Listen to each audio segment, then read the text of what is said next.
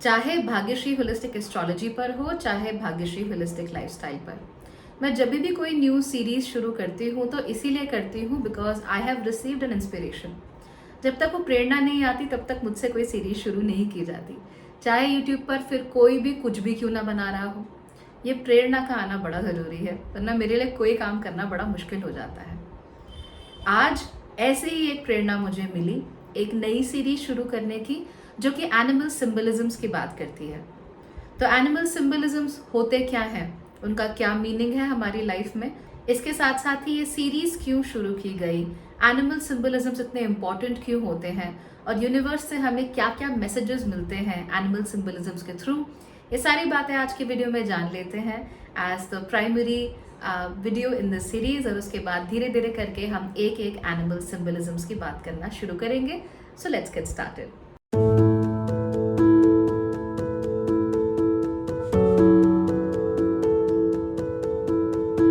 Hello, Bhagyashree holistic lifestyle में आप लोगों का स्वागत है। ये मेरा दूसरा चैनल है। मेरे पहले चैनल का नाम है भाग्यश्री होलिस्टिक एस्ट्रोलॉजी। वहाँ पर हम ज्योतिष की बात करते हैं, लेकिन यहाँ पर हम टैरो, न्यूमरोलॉजी, डिविनेशन के दूसरे तरीकों की बात करते हैं, जिसके थ्रू अपने जीवन में हम होप, मीनिंग और इसके साथ साथ ही फुलफिलमेंट ला सकते हैं। टेक्निकली अगर आप प्रैक्टिकल एस्पेक्ट्स की बात करेंगे चीज़ों की, या रोज़मर्रा की ज़िंदगी की बात करेंगे, तो वो सारी बातें आपको इस चैनल पर देखने को मिल जाएंगी।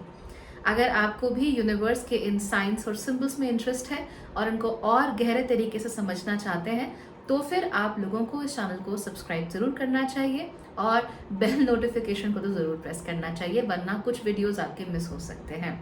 So make sure that you subscribe. और जिन लोगों को इन चीज़ों को सुनने की ज़रूरत है, उनके साथ वीडियोज़ को शेयर ज़रूर कीजिएगा। चलिए अब ये जानते हैं सबसे पहले कि इंस्पिरेशन जिसकी मैं बात कर रही थी, वो इंस्पिरेशन आखिर आई कहाँ से। जाहिर सी बात है कि अगर हम एनिमल सिंबलिज्म्स में मानते हैं या यूनिवर्स के मैसेजेस में मानते हैं, तो फिर इसकी इंस्पिरेशन भी यूनिवर्स के किसी मैसेज के थ्रू ही आई होगी, and that is absolutely correct. पिछले 3 दिन से मैं थोड़ी बीमार हूँ। In fact I am not feeling well at all. अभी भी शायद अगर आप लोग मुझे देखें तो आपको रियलाइज हो रहा होगा that I am not my 100%। जो लोग मेरे पहले चैनल को या दूसरे चैनल को काफ़ी लंबे समय से देखते हुए आ रहे हैं, उनके लिए इस चेंज को महसूस करना थोड़ा ज़्यादा आसान रहेगा। पिछले 3 दिनों से जब मैं बीमार थी तो मेरा कुछ भी करने का मन नहीं कर रहा था। I just didn't want to do anything. In fact मुझे थोड़ा सा डिस्ट्रेस भी महसूस हो रहा था, क्योंकि काम में कुछ चीज़ें अच्छी नहीं चल रही थी। इनफैक्ट कुछ क्या, कोई भी चीज़ अच्छी नहीं चल रही थी, and I was feeling lost and confused. लेकिन मैं एक चीज़ पिछले 1 हफ्ते से नोटिस कर रही थी कि बार बार मुझे ड्रैगन फ्लाइज दिख रही थी। हर रोज़ दिन में 2 या 3 बार ड्रैगन फ्लाइज दिखना बड़ा आसान सा, बड़ा कॉमन सा हो गया था देखने में। और कल मैंने देखा ड्रैगन फ्लाइज का एक स्वॉर्म, यानी कि बहुत सारे ड्रैगन फ्लाइज एक साथ। ये जो ड्रैगन फ्लाइज मुझे दिख रही थी, ये हमेशा ही ऑरेंज कलर की थी, है ना, वेरी ब्राइट ऑरेंज कलर। और मुझे यही ब्राइट ऑरेंज कलर बहुत पसंद है। It's one of my favourite colours. Number 1 पे ये कलर है और नंबर 2 पे द लैवेंडर और lilac that I am wearing right now. I don't know, मतलब मैं पर्पल, लैवेंडर, लाइलैक में बड़ा कंफ्यूज होती हूँ कि एग्जैक्टली कौन सा है, but this is the shade that I like the most. तो जैसे ही मैंने वो ऑरेंज ड्रैगन फ्लाइज देखी और मैंने उनके ऊपर 1 सेकेंड के लिए ध्यान दिया that why are they always coming around me, जबकि घर में 4 लोग और बाहर खड़े हैं, उसके बावजूद भी वो मेरे आसपास ही रहती हैं। I felt a sense of meaning. ऐसा लगा that I have actually received a message. लेकिन वो मैसेज क्या है, वो इमीडिएटली क्लियर नहीं हुआ। जब मैसेज इमीडिएटली क्लियर नहीं हुआ, I got distracted by other things. काम के कॉल्स थे, 2-4 और बातें थी, आपके लिए कंसल्टेशंस वगैरह भी करने थे। सो आई गॉट डिस्ट्रैक्टेड और मैंने उस चीज़ के बारे में सोचना छोड़ दिया। और जैसे ही आज सुबह मैं उठती हूँ तो सबसे पहले I get this meaning, this message that dragon flies का दिखना, उन ऑरेंज ड्रैगन फ्लाइज का दिखना, ये बताता है that you are looking at a new phase of your life right now, और तुम्हें कुछ चेंज करने की ज़रूरत है। ड्रैगन फ्लाइज भी बटरफ्लाइज की तरह काफ़ी चेंज होते हैं। Eggs, larvae and then finally dragonflies बनते हैं। तो जैसे ही वो इतना समय लेते हैं to become a dragonfly, ठीक वैसे ही I have to take my time and get things done. और क्योंकि वो कलर ऑरेंज था, टेक्निकली तो वो मेरा फेवरेट कलर है, लेकिन ऑरेंज कलर काफ़ी पावरफुल कलर होता है। ये लाल के जैसे ही प्रॉपर्टीज़ रखता है, यानी रेड कलर के जैसे ही प्रॉपर्टीज़ रखता है, लेकिन ये रेड के जितना अग्रेसिव नहीं होता। यानी कि लाल रंग में आपको एक्सेसिव अग्रेशन, एक्सेसिव पैशन भी देखने को मिल सकता है, लेकिन ऑरेंज में वो एक्सेसिव अग्रेशन या पैशन नहीं होता। ऑरेंज में ये दोनों ही क्वालिटीज़ होती हैं, but they are in a very positive modality, right. तो वो अच्छे से काम भी कर सकता है, आगे भी बढ़ सकता है, but it is also a colour that belongs to people who think. And am I a thinker? Of course I am. So वो ड्रैगन फ्लाई का जो सिंबलिज्म था, जो मीनिंग थी, वो ये था that you have to think your way through things. चीज़ें अभी अच्छी नहीं चल रही हैं, लेकिन उन चीज़ों को आपको समझना पड़ेगा, उनके बारे में सोचना पड़ेगा, और उसके बाद स्टेप्स लेने पड़ेंगे to get a breakthrough.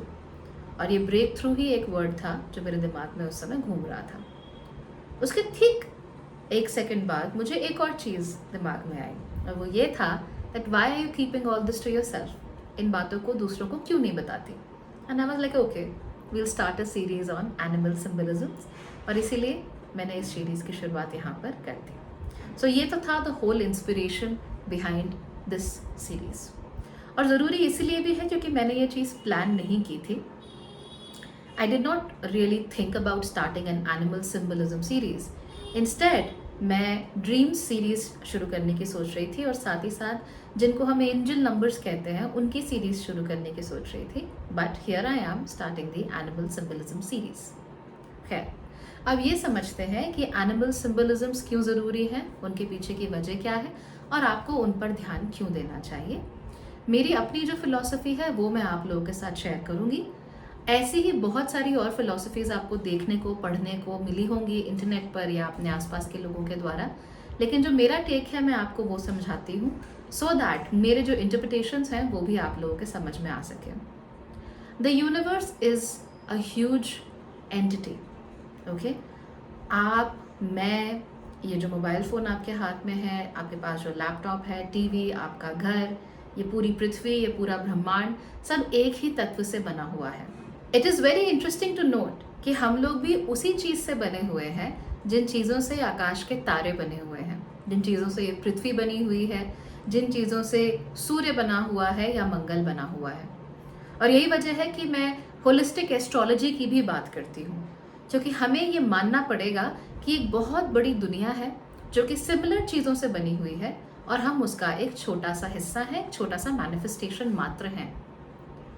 और हम ये नोट करते हैं कि जब चीज़ें अलग अलग तरीके से इंटरैक्ट करती हैं, अलग अलग प्रोपोर्शंस में काम करती हैं, तो उससे अलग अलग चीज़ों का सृजन होता है, अलग अलग चीज़ें बनती हैं।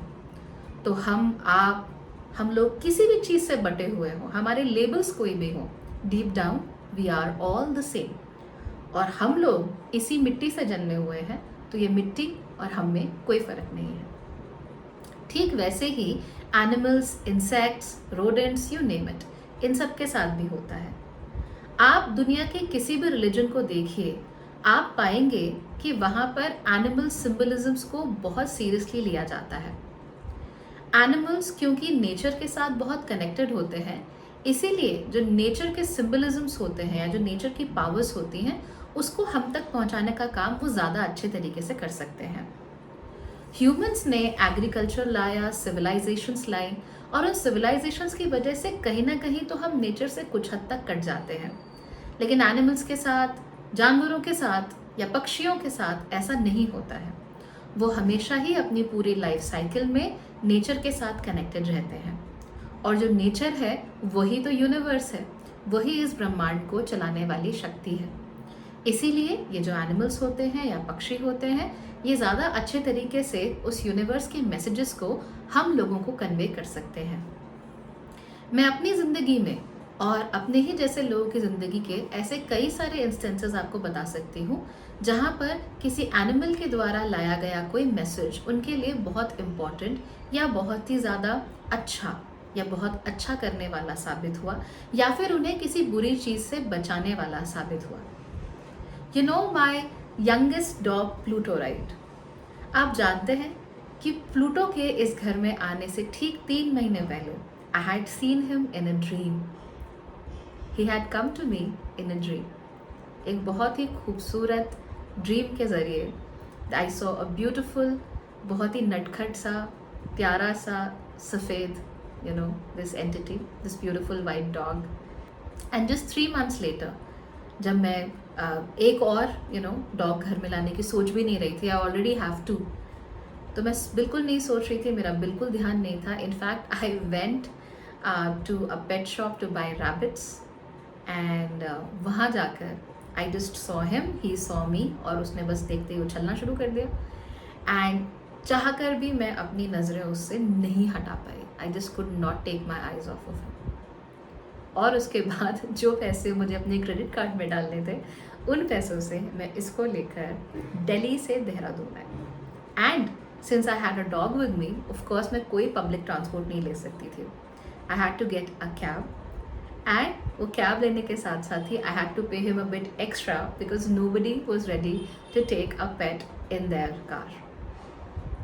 But it happened, and suddenly मेरे पास पैसे भी थे, कैब के लिए भी पैसे थे, टू गेट हिम पैसे थे, सब कुछ था. और प्लूटो की अपनी कहानी भी बड़ी इंटरेस्टिंग है. मेरे पास पहुंचने से ठीक एक दिन पहले तो किसी एक घर से वापस आया हुआ था. दरअसल एक भाई बहन थे जो उसी पेट शॉप में आए थे, और they wanted to buy a small dog जिसको वो अपार्टमेंट में रख सके अपने पिताजी के साथ.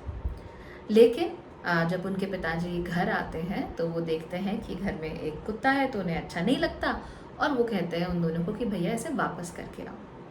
और फिर वो dog comes back to the same pet shop जहाँ ठीक एक दिन बाद मैं जाती हूँ, and I bring him home with मी.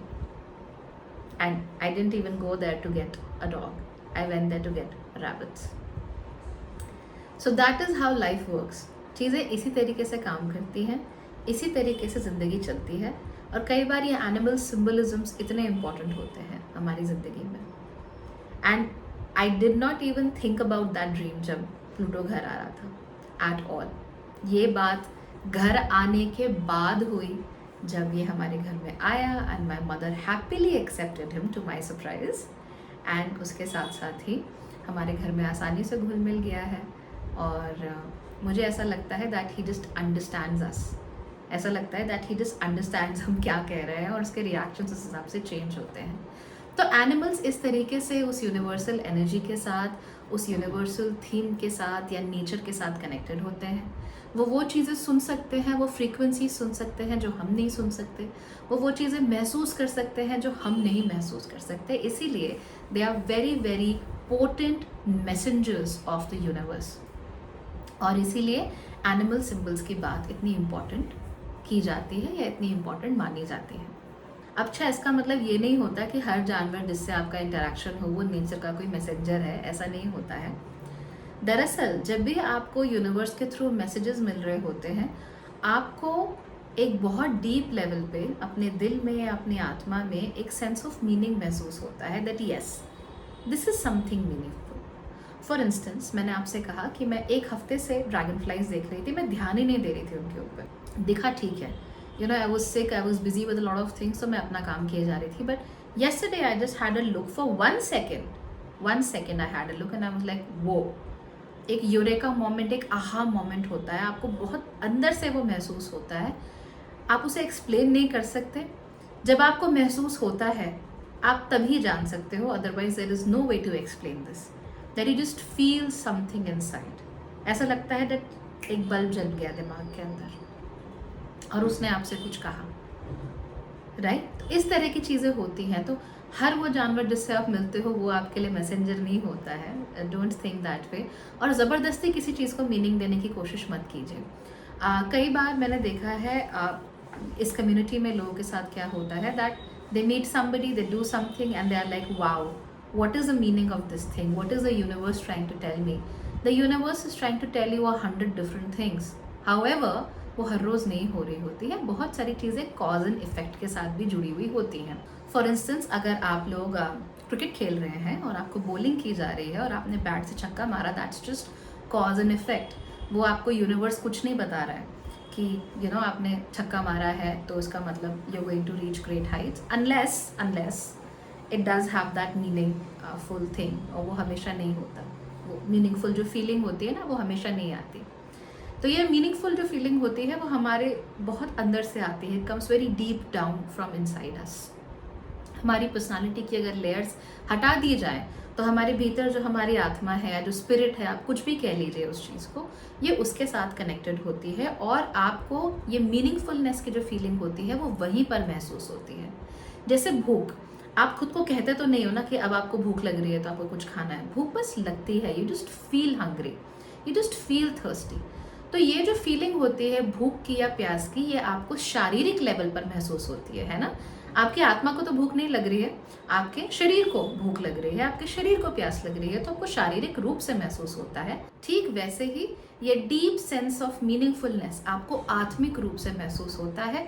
इसके लिए आपको किसी एक्सटर्नल फैक्टर की ज़रूरत नहीं है, किसी एक्सटर्नल एक्सप्लेनेशन की ज़रूरत नहीं होती है। तो आई होप कि आपको ये मैसेजेस दिखें और उनसे आपको अच्छे मीनिंग्स, अच्छे मैसेजेस और अच्छे गाइडेंस जो है वो मिलती रहे। हम भी यहाँ पर होप, मीनिंग और फुलफिलमेंट ढूंढ रहे हैं और इसी के लिए इस सीरीज़ में अब हम एनिमल सिम्बोलिज्म्स की बात करेंगे। आई होप कि आप ये पूरी सीरीज़ देखेंगे और आपके जीवन में अगर ये सिम्बोलिज्म्स अगर हो रहे हैं तो आप भी ज़रूर उन पर ध्यान देंगे।